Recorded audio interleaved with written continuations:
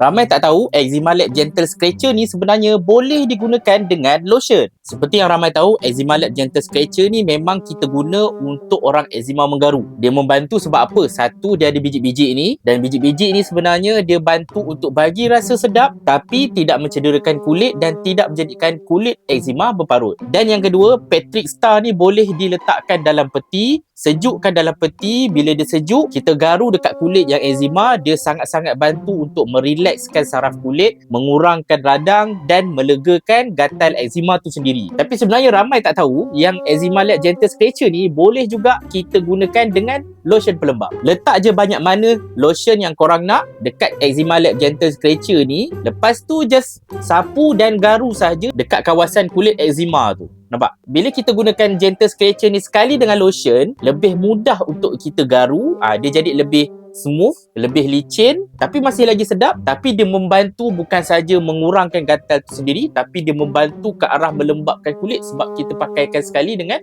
lotion. Dan dia memang akan menjadikan kita rasa syok menggaru.